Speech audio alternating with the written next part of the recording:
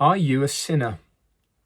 We need to be careful how we answer such a question, because the answer that we give is going to reveal a great deal about our own hearts and our relationship to the God of heaven. The Apostle John, in his first letter and in chapter 1, speaks about this in verses 8 and 10. He says, "If we say that we have no sin, we deceive ourselves, and the truth is not in us.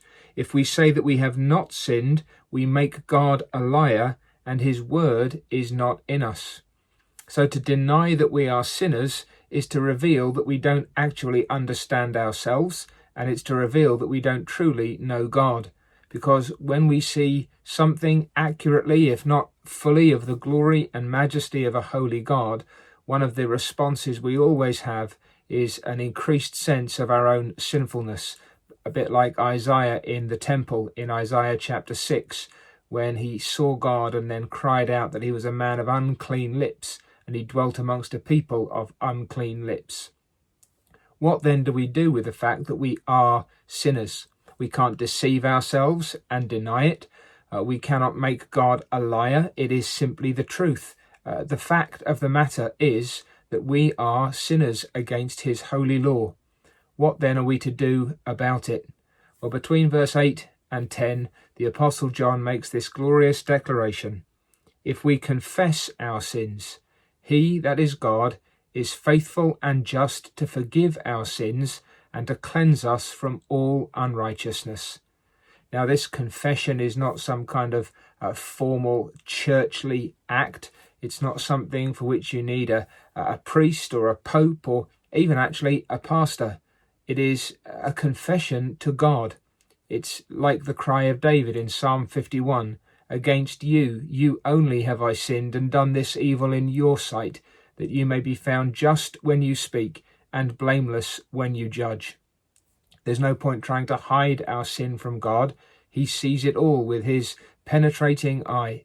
But if we confess our sins, if we expose ourselves before God, as it were, if we pour out all our transgressions, then he is faithful and just to forgive us our sins. That's a marvel of grace, that it's God's faithfulness and justice that brings forth from his heart the forgiveness of sins to the confessing sinner. Now again, it's not confession that entitles you to forgiveness.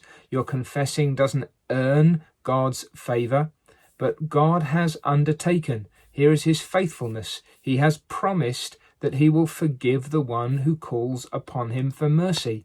So God is faithful when we confess our sins. His word does not fall to the ground.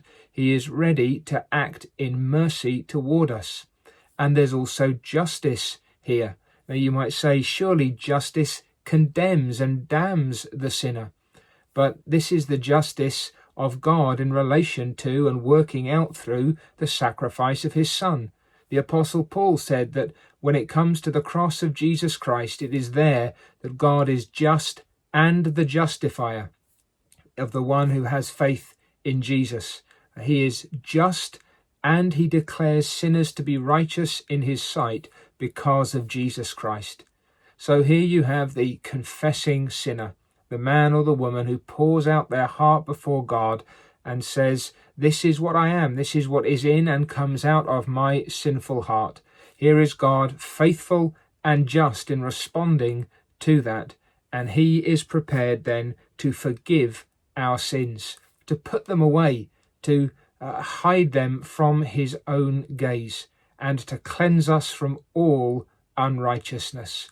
The depths of our sinfulness, the degrees of our sinning, whatever it may be, if we confess before the Lord that this is what we are and what we do, God will be faithful and just to forgive us. And that cleansing is sweet. That forgiveness stands, if you like, at the vanguard. It's the forefront of God's saving mercies. We come to him first and often afterwards, burdened with a sense of our sins against him, but we leave his holy presence, washed and cleansed through the blood of the Lamb. And nothing is sweeter, and nothing is more wonderful than the mercy of God in Jesus Christ.